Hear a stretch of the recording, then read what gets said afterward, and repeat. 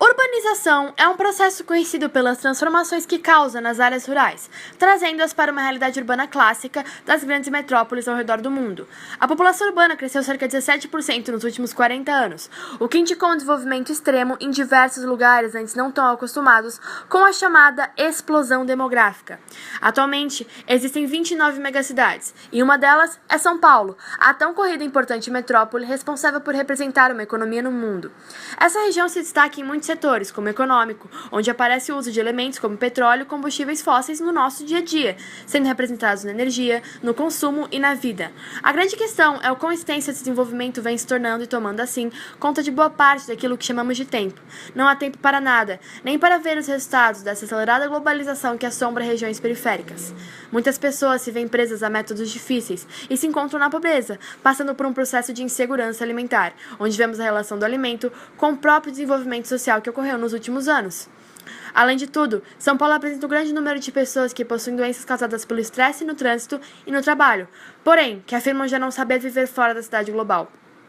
Hoje em dia, percebe-se a influência da cidade sobre o homem, e isso não somente em São Paulo, mas sim ao redor do mundo, em lugares como Nova York ou Londres, em Xangai ou em Tóquio.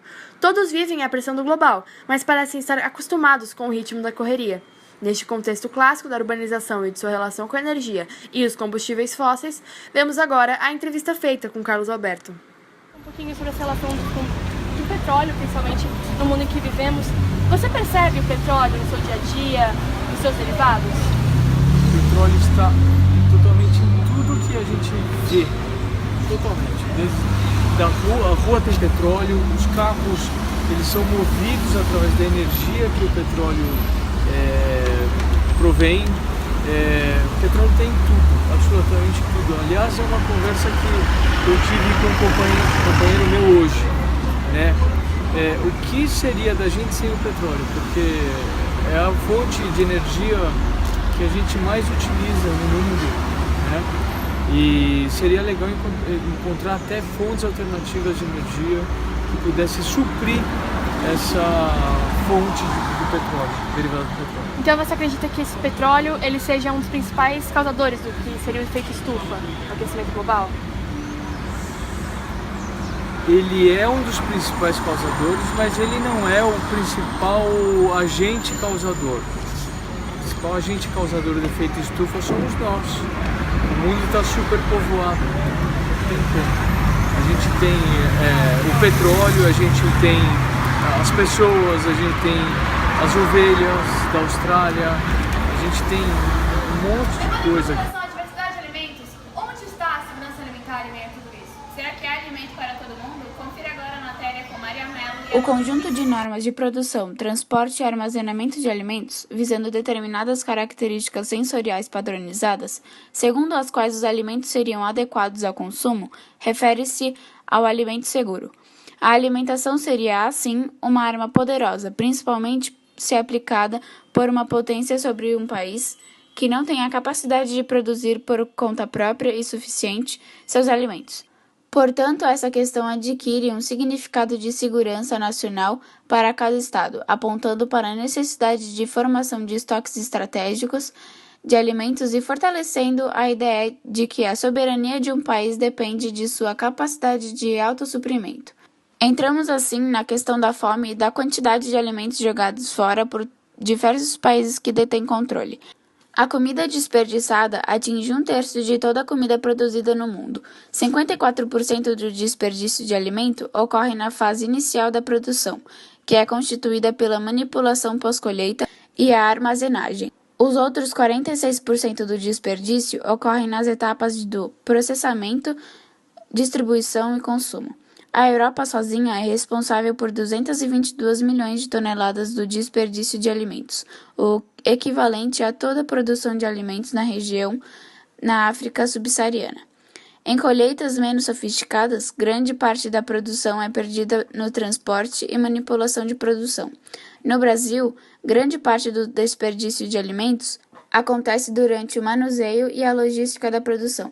sendo que na colheita o desperdício é de 10% durante o transporte e armazenamento da cifra é de 30%. No comércio e no varejo, a perda é de 50%, enquanto nos domicílios 10% vai para o lixo. No Reino Unido, 30% da colheita britânica é rejeitada por atingir as expectativas do mercado quanto às suas características físicas. 7 milhões de toneladas de alimentos são descartadas pelo mesmo motivo. 96% dos brasileiros se preocupa com o desperdício de alimentos, uma porcentagem alta em comparação à Alemanha, 79%, aos Estados Unidos, 77%, e à Rússia, 69%.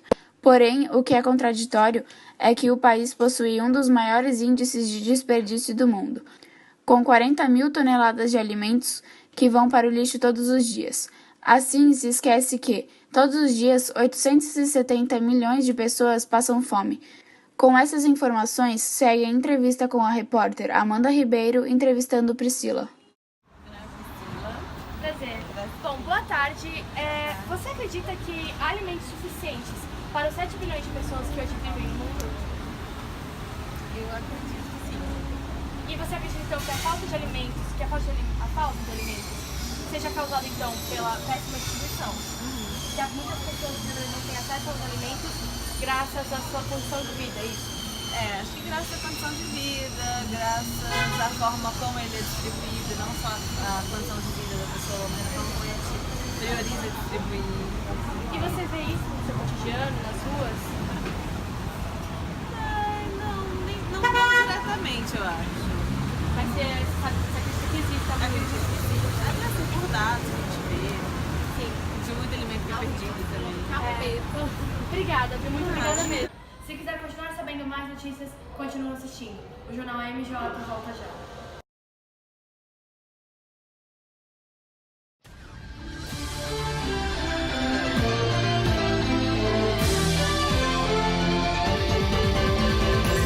Voltamos ao intervalo. E as escolas? O que vemos da urbanização dos colégios? E em São Paulo, agora mesmo com João Vitor. A cidade de São Paulo é um dos principais ícones do estado de São Paulo e mundo afora, e este o mesmo. A cidade de São Paulo possui dois bairros principais, tanto de Moema quanto de Pinheiros. Tais bairros apresentam os maiores IDHs da cidade, sendo de Moema em primeiro lugar. Ainda, tal condição dos IDHs tem grande influência tanto no sistema de coleta de lixo e no incentivo ambiental, ambos temas tratados pelo Colégio Franciscano Salamares. O projeto Ciberespaço acaba incentivando algumas atividades, tais como o mapeamento colaborativo e a produção de infográficos, onde o mapeamento colaborativo é a principal atividade defendida e feita pelos alunos, porque ele não ajuda somente no entendimento e na absorção do conteúdo estudado ao longo do bimestre, mas também ele ajuda no entendimento geográfico e até mesmo no estudo dos mapas globais, ou seja, do mapa mundi. Dessa forma, você acaba entendendo não somente o conteúdo, mas também os mapas. Além disso, algumas sugestões feitas pelos alunos seriam basicamente aumentar o número de saídas de campo, porque isso não é somente uma atividade, mas também mostra a realidade em que você vive. E as dificuldades, principalmente queixadas pelos alunos, seriam justamente a desorganização da sala, que acaba interferindo no processo de desenvolvimento do saber e da análise crítica do conteúdo. E, além disso, algumas atividades, tais como o Fórum e a Caverna, que foram projetos interdisciplinares que ocorreram ao longo do bimestre, acabam tendo uma grande influência não somente na absorção do conteúdo e no trabalho de alguns aspectos sociológicos e sociais do próprio aluno, mas também na própria absorção de alguns conteúdos como história, geografia, biologia, sociologia e filosofia. Por fim, vemos imagens exclusivas da linda cidade de São Paulo, lugar onde florescem as vidas urbanas. Assim, finalizamos o nosso jornal de hoje. Uma boa tarde a todos e até amanhã.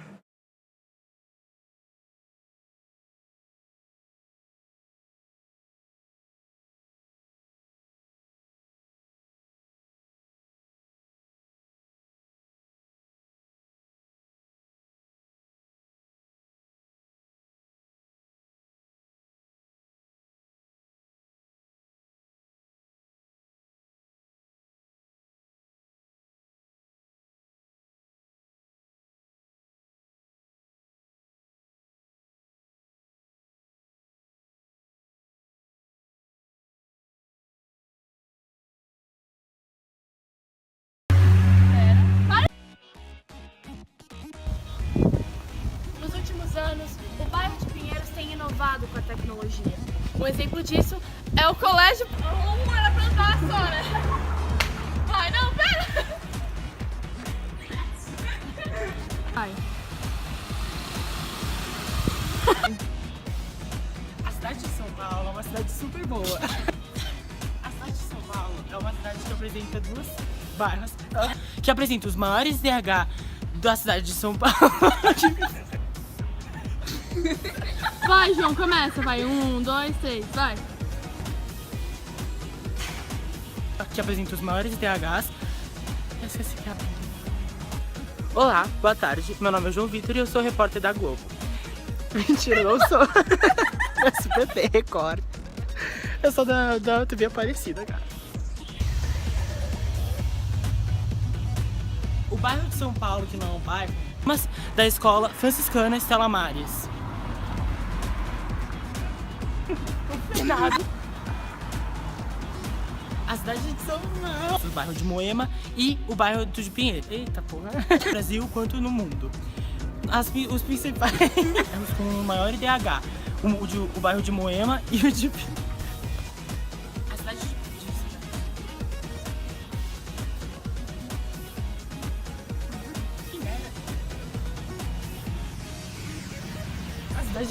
e também com o incentivo ambiental. Ambos temas tratados pelo Colégio Franciscano Estela Maris. A cidade de São Paulo possui 2 bairros principais. O Filho da Puta do Camicim. Isso foi um grande incentivo tecnológico na escola. E não somente o que foi... Ai, que merda. O Colégio Franciscano... Que porra foi essa? Lógico que ela sofreu nos últimos anos. Que acabou tendo grande influência. Os aulas giram em torno justamente disso. Das desorganizações que a sala tem. E porque isso aí fora desse âmbito brasileiro. E... Vamos começar a gravar? O Colégio Franciscano Estela Maris, ele não somente foca em dar um grande enfoque, é a mesma coisa. As ondas tecnológicas, elas acabaram tendo uma grande influência O Colégio Franciscano Estela Maris, ele não tem somente uma influência dos temas ambientais tratados. Bem-vindos a mais uma edição do Para de gravar. Já falei. Vai. Que porra, gente. Voltamos agora do intervalo. E as escolas? Vamos de novo, vai. Voltamos do intervalo. E as escolas? O que? Boa tarde a todos. Bem-vindos a mais uma edição do AMJ. No jornal de hoje, cidade se encontra uma completa bagunça. Boa tarde a todos. Vai. Boa tarde a todos. Bem-vindos a mais uma edição do Boa tarde a todos. Bem-vindos a mais uma edição do AMJ. No jornal de hoje, a cidade se encontra em uma completa bagunça. O que era bonito? Se encontrou. A cidade se encontrou. A pessoa não se... A cidade se encontrou. Agora, com a... Na matéria da Amanda Ribeiro e João Vitor, tá bom, meninas? Ai. Boa tarde a todos. Bem-vindos a mais um vídeo. Estamos juntos com... Só aventura! Pode ir? Para, vai, João. Eu não aguento mais fotinhas, por favor, vai. Ai, que triste. E agora com a... Ai, tava ficando tão bom. Foi. Levando em consideração a diversidade de alimentos, onde está a segurança alimentar e Levando em conta a diversidade de alimentos, será que alimentos era a sua parte? Eu queria a parte geral. Vai, para. Agora a matéria com Amanda Ribeiro e Amanda Diversidade de alimentos, onde está a segurança alimentar e meio a tudo isso? Será que a tudo isso era...